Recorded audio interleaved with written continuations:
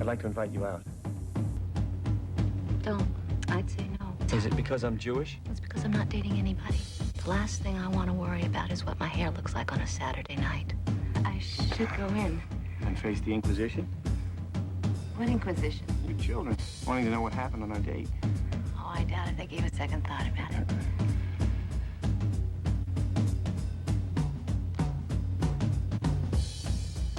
Just so you'll have something to tell them about. I'm such a hypocrite. I did exactly what I've always told my children not to do. It's just like with the cookies. Whenever I baked cookies, they could have 2 apiece, no more, and then I'd put the rest away.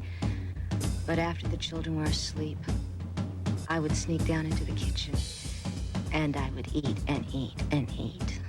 Did the hypocrisy eventually embarrass you enough to stop eating the cookies? Did it what? Did you give up the cookies?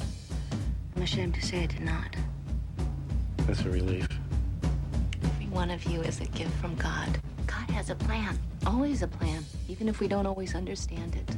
God's plan for me. Oh, no. If you're sick, we should know if you're not dying. Dying? No, I'm having a baby. I didn't think Mom could get pregnant at her age. Maybe Mom didn't think she could either. You realize she did everything she told us not to do? She dated a non-Catholic. She had sex outside of marriage. She's gonna have to take a trip. Who's got money for that? I'll lay odds the son of a bitch who did this to her won't help out. She could stay with Aunt Irene. She won't stay with relatives. She's never going to admit she's pregnant. She told us. She had to. We'd have found out sooner or later. What do we tell people? We don't tell people anything. I haven't even told What Ginger. about when she starts to show? She'll have to leave before then. She's going to have a baby brother. Half-brother or half-sister if she doesn't give it up for adoption. Will she? At her age, how's she gonna take care of a child? Even if she's willing to put up with all the questions, I'm sure not babysitting Alcon's little bastard. What if they get married? He's Jewish. So? Mom would never marry a non-Catholic. Well, we used to say she would never date a non-Catholic. And she did. Jewish is beside the point, Linda. The man's no better than a traveling salesman. He isn't fit to be a husband. He probably already skipped town. Not Al. Like you're any judge of character. You're the one who brought him around here in the first place.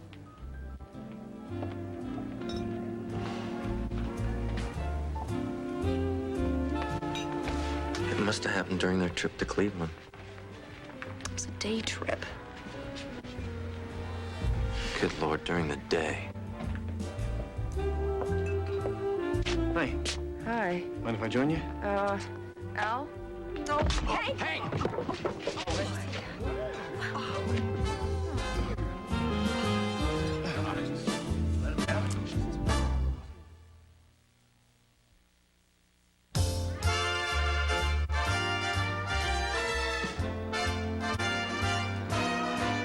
You got to accentuate the positive, eliminate the negative, and latch on to be affirmative. Don't mess with Mr. In Between. To illustrate my last remark, Jonah in the whale, Noah in the ark. what did they do just when everything looked so dark? Man, they said you got to accentuate the positive, eliminate the negative, and latch on to the affirmative. Don't mess with Mr. In Between. No, don't mess with Mr. In Between.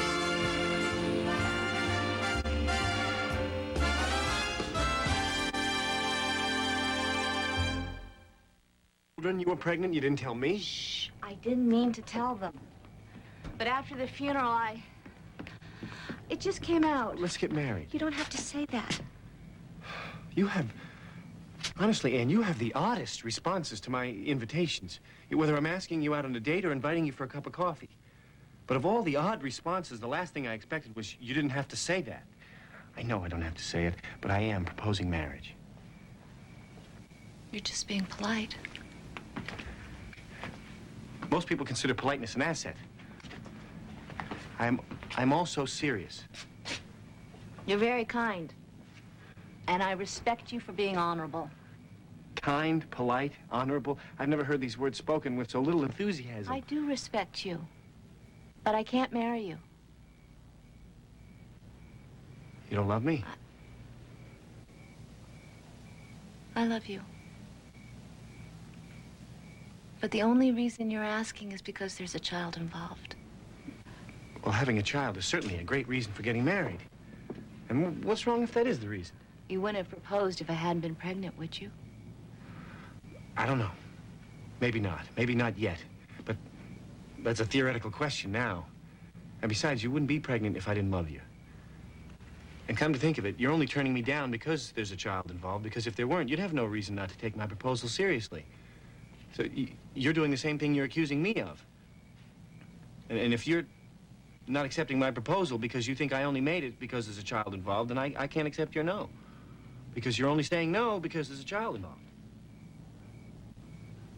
Be honest. You wouldn't have proposed otherwise. And even if you had, I couldn't have accepted because you're not Catholic. Oh, it's all right to have an affair with someone outside your faith, but not to marry him. Don't twist my words. I never said it was right to have an affair. Well, if you don't marry me... I'll go away for a few months. Go away where? Maybe Florida. I'll find an inexpensive place to rent. Why go away? In case you haven't noticed, there are no homes for unwed widows. I'll go away before I start showing, and when I come back, I'll say I adopted the baby. You'll adopt your own baby? Well, that way the children...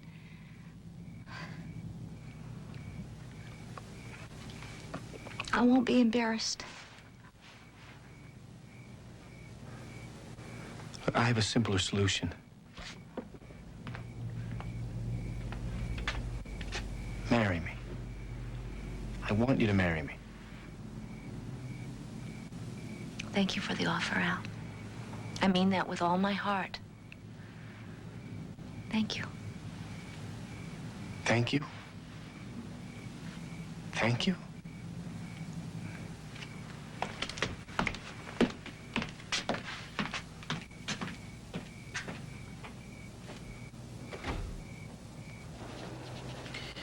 $12 to save up another $427. We're never gonna make it. You say you're never gonna make it, you're never going to. But if you have the right attitude about this, you will. Nobody's giving up hope, Mother. Well, I know you haven't. I put my trust in the Lord. And so should we all. We're gonna own our own business if we have to eat grits 3 times a day, 7 days a week. Any luck? And there were 40 or 50 men and 2 part-time openings. You'll find something. You hungry? Yes, ma'am. Then you come with me. I have tickets to the chili supper down at the church. Great. 2 tickets is all I could afford. Oh. Well, you two having a good time. You can go, Dad. Your parents have to work tonight. You sure? Thanks for the offer. You go put on that nice jacket.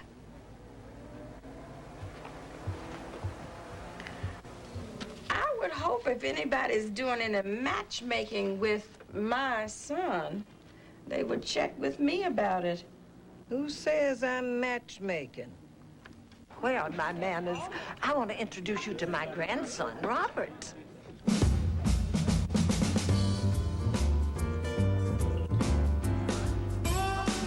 He went and sold all that he had and bought it. Matthew 13.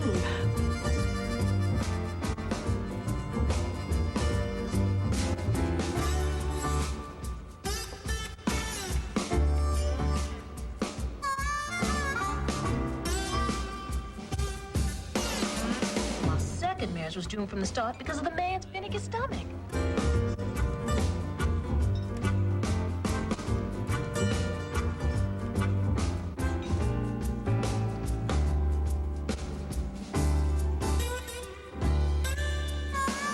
That damn union stirring up all that trouble like that.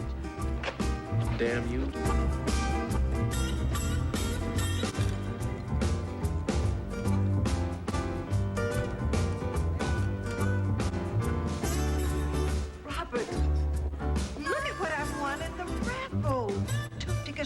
million season opener.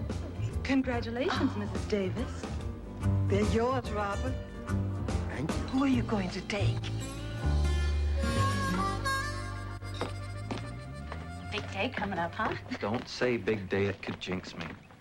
I hardly think that by saying Don't big say- day, it's gonna jinx anybody. Ginger, it's hard enough to concentrate on hitting with everything that's going on around here. What everything? Mom is feeling poorly. Linda's out of work. Hank's a walking bundle of nerves. He sleeps on the Davenport because his bedroom reminds him of Sarah.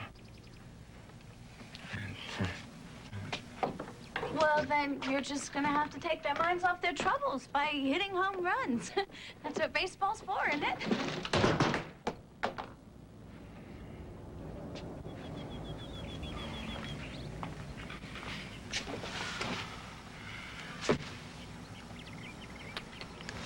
You're gonna jinx me. You're gonna jinx yourself talking about all these jinxes. And you don't want to do that because everybody's going to your season opener. And that's the whole problem. I thought having people watch you, that was the whole point of building a stadium. But what if I make a fool out of myself? I mean, what if I don't get hit? What if I strike out or drop an easy fly? Trip on my shoelace, fall on my face? Won't that be just dandy?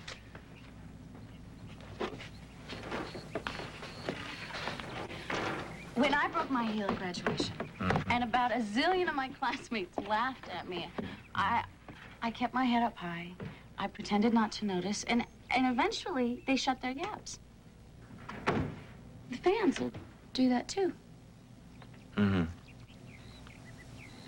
I'll try to remember that.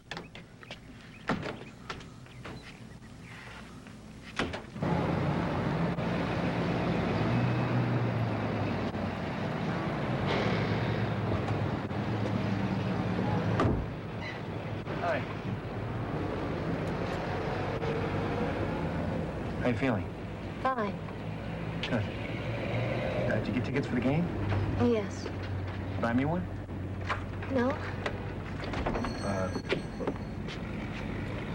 Would you have an extra one I can use? No, but I'm sure you can get a ticket.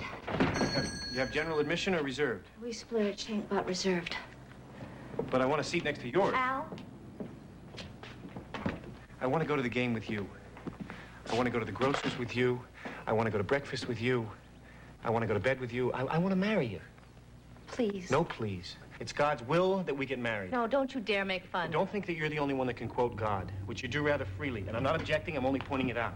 You're all the time talking about this will of God idea and God's plan and all, and I've been thinking, now hear me out. I've been thinking about it, and I'm willing to concede that you have a point. Because if it wasn't God's will, why the hell would I be sent to River Run to organize the very factory where your children work? And why would your daughter have introduced me to your family? And why would I have fallen in love with you? And why would you be pregnant by me, huh? Because it's God's will, that's why. God has a plan, and you've said it yourself a million times. No, you've said it to me, and you've said it to your children.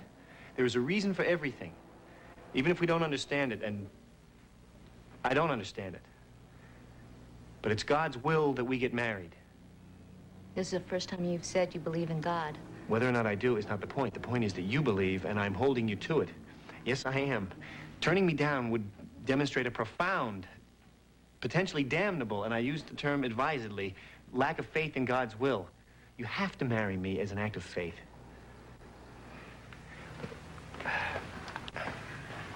I'm the best dance partner you'll ever have in your life. I'll always be faithful because I love you. And that's what marriage means to me. I love that baby already, and it's not fair for you to keep me from being its father because I would be a great father. Maybe a nudge, maybe not so good at carpentry, but for all my imperfections, I am the perfect person to help out, because if that kid turns out anything like me, you're gonna need all the help you can get in raising him.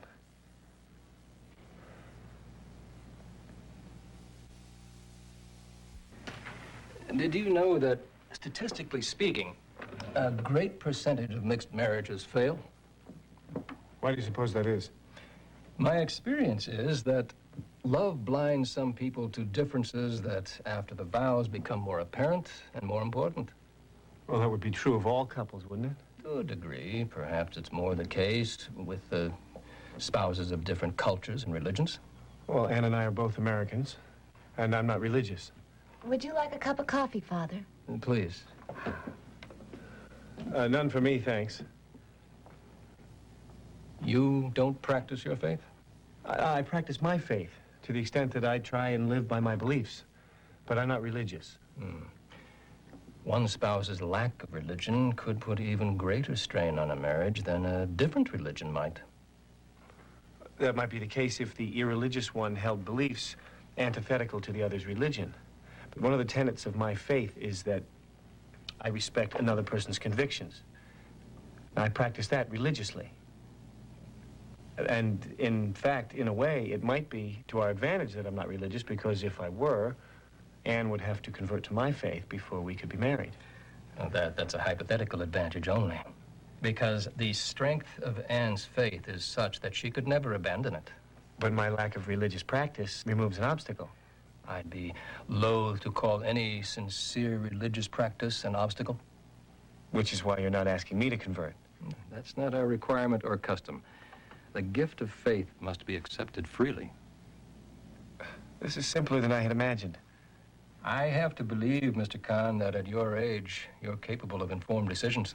I appreciate your faith in me, because one of my informed decisions was to divorce my first wife. Ah, is that a problem? Is your first wife a Catholic? No. A civil ceremony between two non-Catholics presents no impediment, because in the eyes of the church, you were never married. I've always wished I'd never done it. I'm glad to know it never happened. Are there any other impediments I should know about? If Anne were younger, there would be other issues, but at her age... Al, would you give me a hand, please? Excuse me, Fred. Certainly.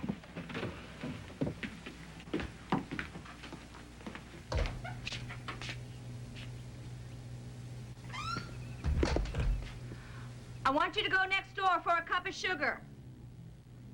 I'll be glad to. What's that? Sugar. I want to talk to him alone for a few minutes. Talking to him is like getting through a maze and working a crossword puzzle at the same time. How am I doing? You're enjoying it too much. I'm sorry, Father. Al had to go next door for a cup of sugar. Oh, you shouldn't have him go to that trouble for me. Oh, he's happy to. Father, I want to assure you, he is one of the most honest, moral men I've ever known.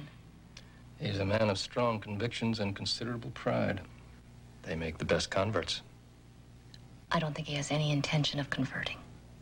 What would his current intentions have to do with it? How can we guess what God has in store for him? Faith is a gift. You could very well have the privilege of being responsible for bringing another soul to Christ. Well, yes. In fact... We sometimes forget that the first Christian marriages were all mixed marriages. And from them came our entire religious culture. Here we are. Mr. Kahn, I should have stopped you before you went out. I'm afraid I've overstayed and have to ask you for a ride to the parish. I'd be glad to. I'll come along. As long as you're both going and you have no plans for the evening, you can attend your first pre-Cana class with the other engaged couples. I don't think... Great. We didn't have anything to do tonight. Must be providential that I'm late. I still say 2 jobs is 1 job too many. Well, it's not forever. Tell my feet that. Would you tell Robert when he comes in that I left a plate in the oven? I'll put it in the fridge for him. I wouldn't expect him back for a good while. He's been home? Come and gone. Gone where? So what did your grandmother tell you about me? You're 26, you have a good job, and you like jazz. I'm 24. I have a job here, which I wouldn't call good, but I do like jazz. She got the most important part right. Have you ever met this young lady? I knew her when she was a child. When she was a child? She's Miranda Tilson's granddaughter, and Miranda is one of my oldest friends. Mary Louise is new in town, and she doesn't know a soul. Well, she knows Robert now. So what did your grandmother tell you about me? That you're a veteran with more medals than can fit on a shirt. That you got a good job here, and that you like jazz. Truth is, my ribbons fit comfortably right above my pocket, and I had a job until the lockout, and I have on occasion been persuaded to pick up a sax. Is that a fact? Yes, it is. Well, I've been known to be persuasive. I don't know how he can afford to be out on the town. Maybe they just took a walk, like I did in my court days. You gave him a few dollars, didn't you, Ma? Maybe I did, and maybe I didn't. And I don't like being cross-examined. And besides, I have a thing or two I want to get off of my chest. Now, maybe you two are in over your heads, but all you ever do is work and talk about working money. Don't criticize us for trying to get ahead like you did, like you taught me to. Don't criticize me for trying to bring a little fun into your son's life. Are you sure you're not trying to bring a wife into his life? And if I am, my age, I'm entitled. My hospital stay started me thinking. Now, I knew my great-grandmother, and I think I have a right to know my great-grandchildren. I want to see some fat little babies running around in this house before I pass from this earth. And besides, he has to bring someone to the Indians opener. Where'd you get tickets?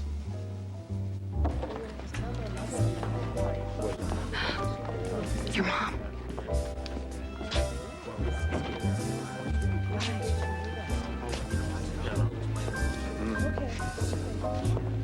I'm glad so many of you remembered the change from Tuesday to Wednesday nights.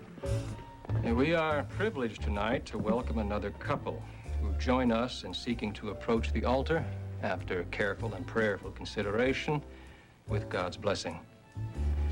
Let them be a reminder to you younger folks of the joy of marriage in later life, even after the childbearing years, when the duties of parenthood are well behind you. Al and Ann have many productive years ahead of them, many years to labor mightily in the vineyards of the Lord. Until that time, when the joy of companionship in old age is their final reward for faith, love, and constancy in marriage.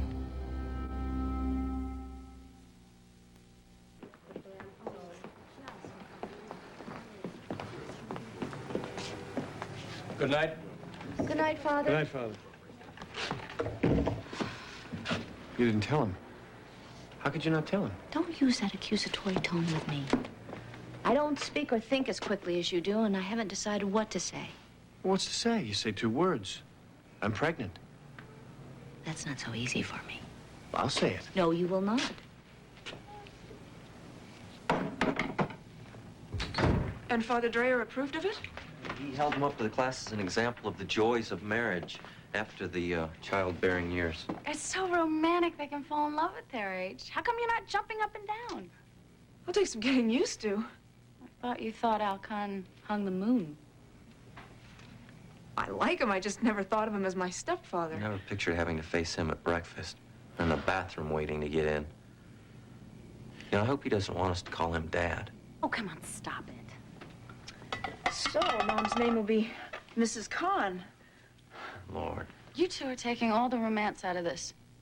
If this makes your mother happy, well, it's her choice. That's all that matters.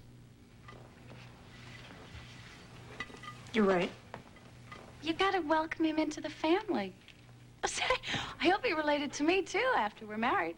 He'll be my, stepfather-in-law, if there is such a thing. Who will? Mom and Al are getting married. Isn't it swell? My word, he'll be our children's grandfather. Is it grandfather? It's Mom's choice. We figure if it makes her happy. We should go along with it. I think it's wonderful beyond words. It's beyond words. Wonderful is not what I'd call it.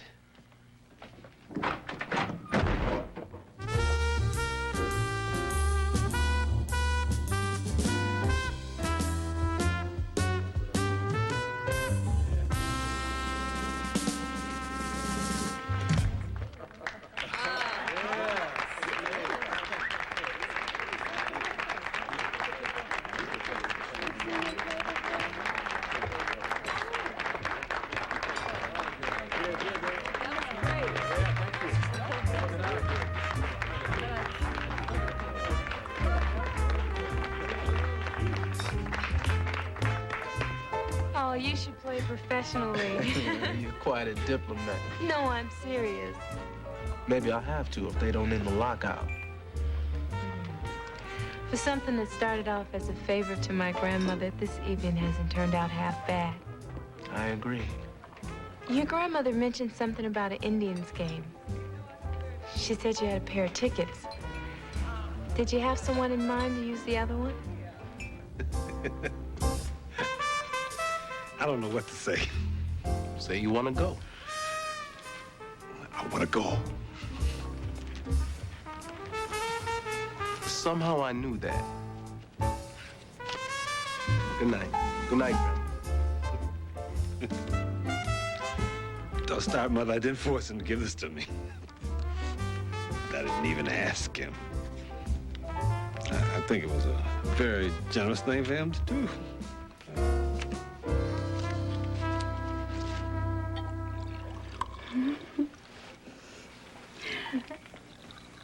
Now, let's also celebrate Jeff's big day tomorrow. Here's to a bunch of home runs.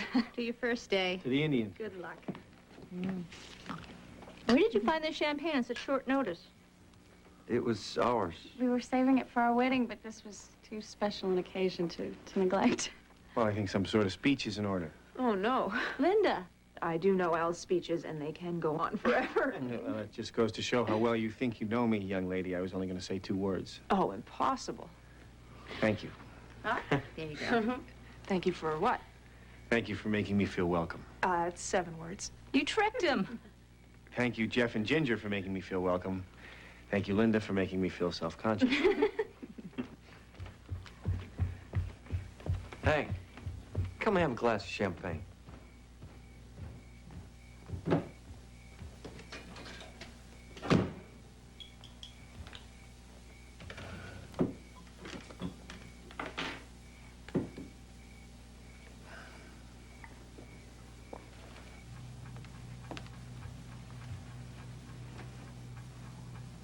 You're wearing the hat? Why shouldn't I? Oh, you should if you want to.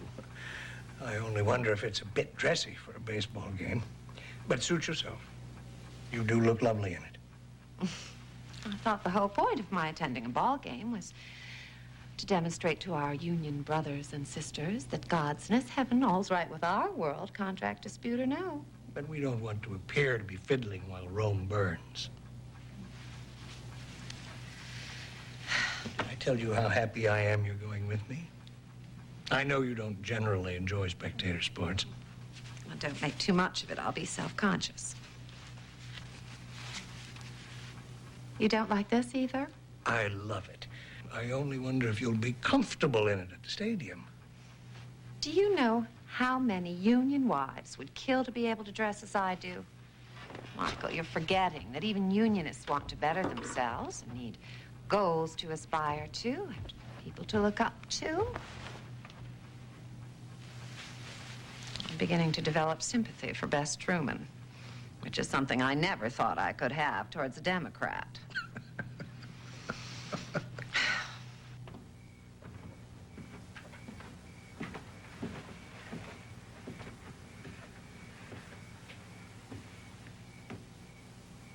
You're up late. Can't sleep.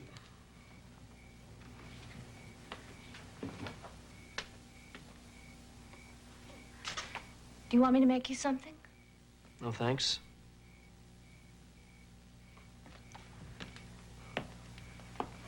Do you have anything to say about your actions earlier tonight? What actions? your rudeness to the guests in this house. I think an apology is in order, not so much to me, but to Al. Has Al apologized for his actions? I am not talking about Al. I am! Hell, Mother, look what's happened since he showed up. Don't you use that language in my house. He's managed to shut down the biggest employer in this city. He's managed to get you pregnant. And let's not forget that my wife would be alive today if it weren't for your Mr. Al Khan. You can't blame him for that. I remember you worrying when I went overseas, thinking maybe I'd catch some disease or maybe I'd lose my faith. But as far as I can tell, I am the only one in this family who's held on to his standards. Everything that you and Dad taught us, I am practicing what you preached. I'm glad Dad isn't alive today. He'd be ashamed of what's going on here. He wouldn't want Al Khan setting foot in this house, and neither do I. You want to marry him, that is your business, but do not expect me to stick around.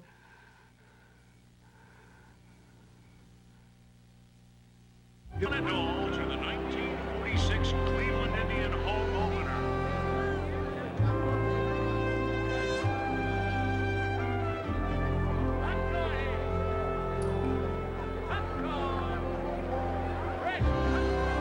Thanks very much.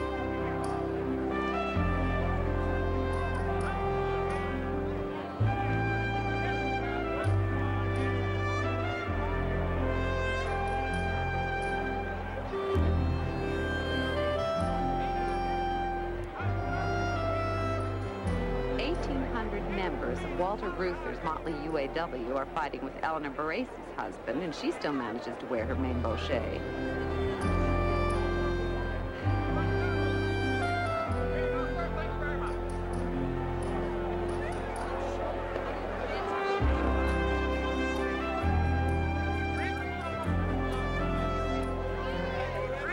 Is Mrs. Seneff coming? She wasn't feeling well. She asked me to give her ticket to someone else. Oh. Who'd you give it to?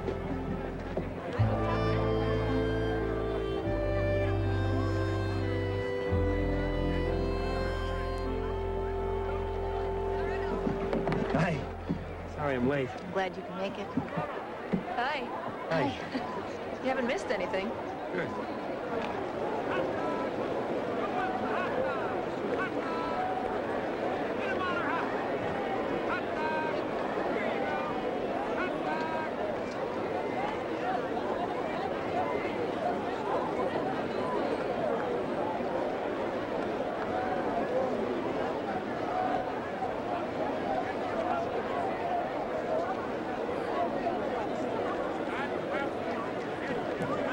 That's not Jeff. Pardon? Out in the right field. That's not Jeff. Play ball! Oh, he's not in the starting lineup? Is he still on the team? Batting first and playing shortstop. Yes. Chris What's Jeff's number? He's number 4. He's not in the starting lineup. Where is he? On the bench.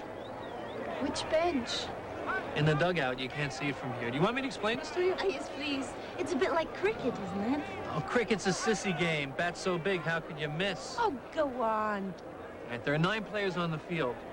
All the positions that they play have names. I'll get to that in a minute. The deal is to hit the ball, run around the bases to score. Now watch. The pitcher throws the ball, stun him. But he not hit the ball. Right, that's a strike. 3 of them and you're out of there. You must leave. No, bat no more until your next at bat. But he didn't swing. Oh, because, hey up, get some glasses. Another strike, yes? No, that was a ball. Yes, the ball was a strike. He threw the ball. But when it's not a strike, it's called a ball. So then what do you call the ball when it's a strike? When the batter swings and misses the ball, that's a strike. And he still didn't swing. Because the pitcher, the guy throwing, got the ball between the shoulders and the knees. Hitting the man? No. He got the ball between here and over the plate without hitting the batter. Where's the plate? The batter's standing next to it. I thought that was the base. He hit it good. No, foul. You have to hit it in fair territory. You see that white stripe? It has to stay between that white line and, no, that, in order to be a hit. Otherwise, it's a foul. And he did it again. Good catch. He's out of there. I see. So, 3 strikes or 2 fouls and you're out. No, he's out Because the catcher caught it. Say, I've got an idea. You guys ask me questions. This way, we'll explain it step by step in a way that makes sense to you. What don't you understand? Why is everybody spitting? Yes, it's quite unpleasant, really. Does anyone want a hot dog?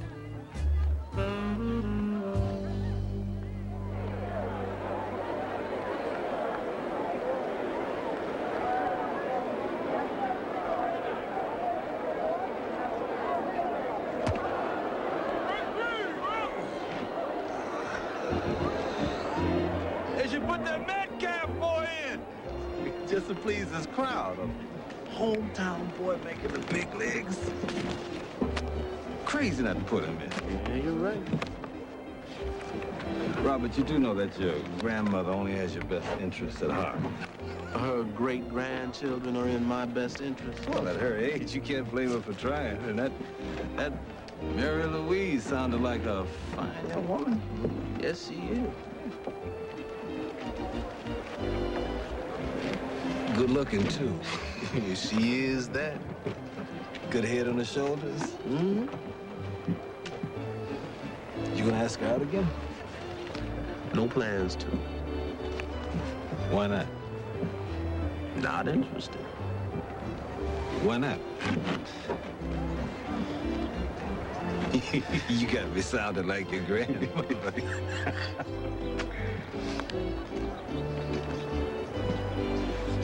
You got other plans that I don't know about?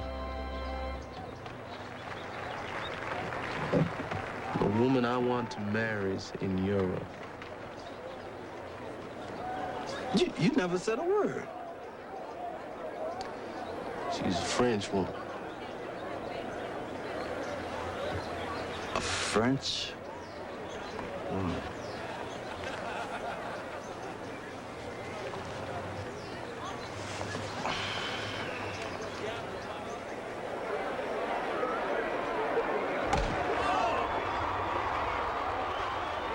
Charlie, I don't understand.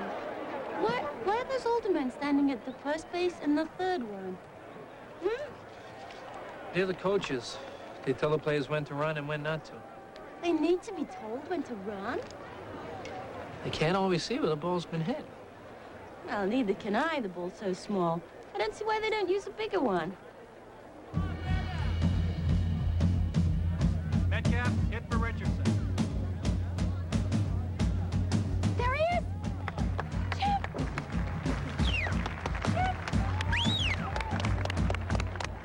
I think I'm gonna cry. I'm so proud. Let's go, Mutt.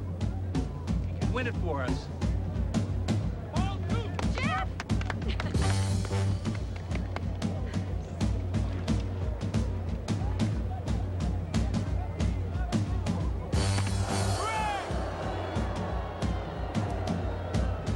Pitch hitting in a situation like this, that's too much pressure for a kid.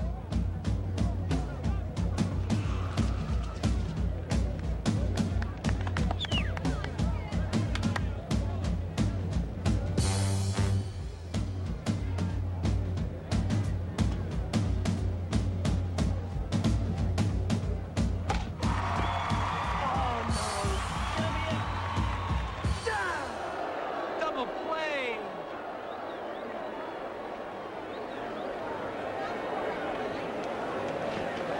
Why are they stopping? It's over. Come on. Wait, it's not fair if everybody doesn't get their turn. And the score, Detroit 5 runs, 8 hits, and no errors. Cleveland 3 runs, 5 hits, and 1 error. Thank you for attending today's game.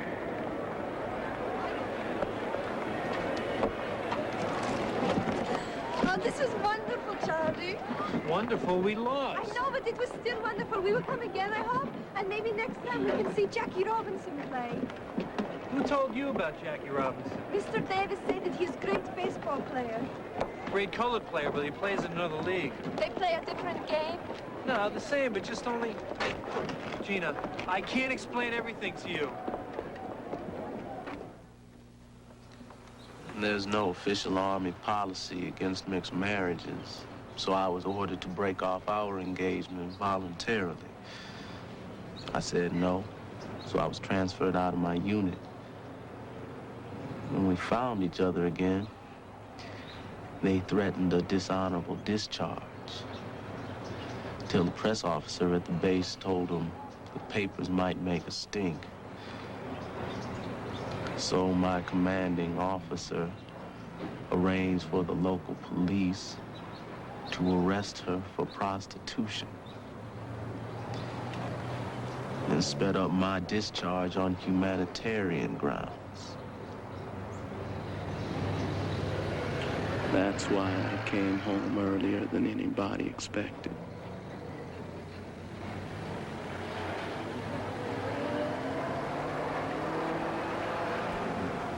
What do you plan to do? I want to find her. Bring her over.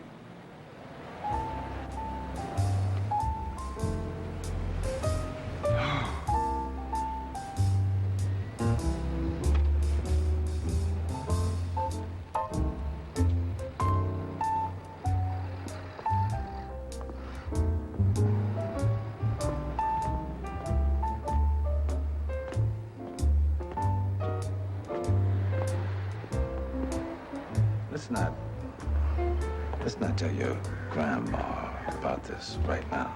Is that fine with you? Yes, sir. Maybe not tell your mother yet either. Fine.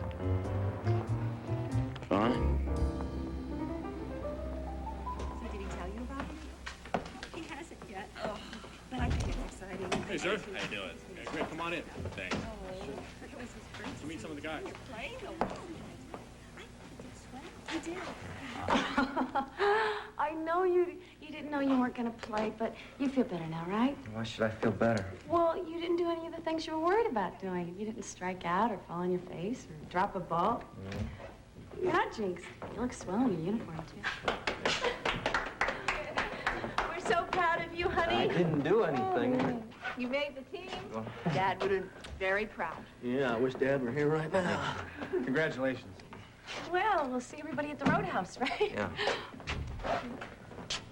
I'm gonna take a rain check, baby brother. Nothing to celebrate anyway. Oh, sure there is. You're not coming with us? Sloans have invited me to dinner. Then take a rain check from them. Your family's gonna celebrate. Is Mr. Khan included in my family?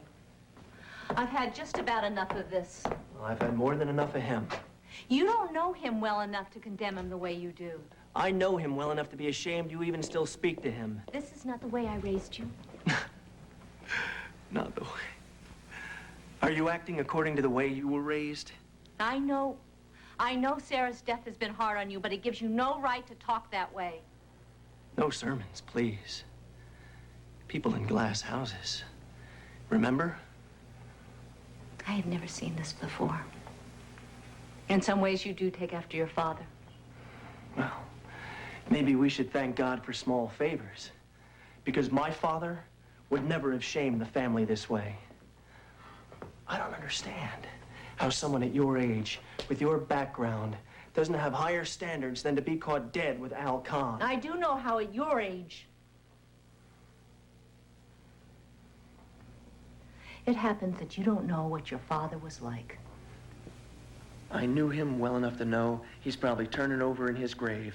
You think highly of him. Yes, I do. You idolized him. Yes, I did. Because he died before you were old enough or clever enough to realize what a selfish, deceitful person he was. What are you talking about? He was a great father. You always said so. I did always say so. Who wants to admit that she's been treated badly? And also, boys should look up to their fathers. Treated badly? He worked himself into an early grave trying to pay off our house. I inherited that house from my parents. Your father put mortgages on it and nearly lost it. I told you he was working late because I didn't want you to know where he was or what he was doing. All those nights, he was not working late.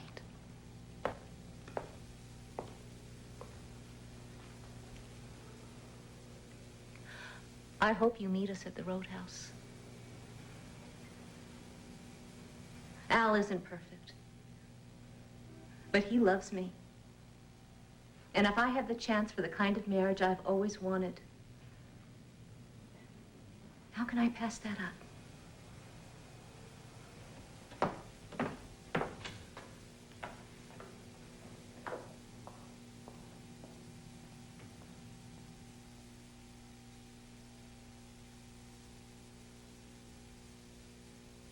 Front. Well, hello, Miss Owen. Hello, Jay. What a sight for sore eyes you are. Hi, Joe. What's she doing here? One of the rules for a mixed marriage is that the non-Catholic partner agrees to raise the child Catholic. But it's my child. It's half my child. Why would I agree to that? I am asking membership for strike authorization. I am also asking you for a little support from the national office. Got our support. I'm not talking about moral support. I'm talking about money. Later on Nightline with Ted Koppel, South Africa votes to end apartheid. Is it the end of an era or the beginning of a new crisis? We'll talk with Nelson Mandela tonight. This is Joan London. Tomorrow, the exiled president of Haiti. Will America help him return to power? Then, do you have trouble packing? Some tips from Diane von Furstenberg. Also, Alec Baldwin tomorrow on Good Morning America.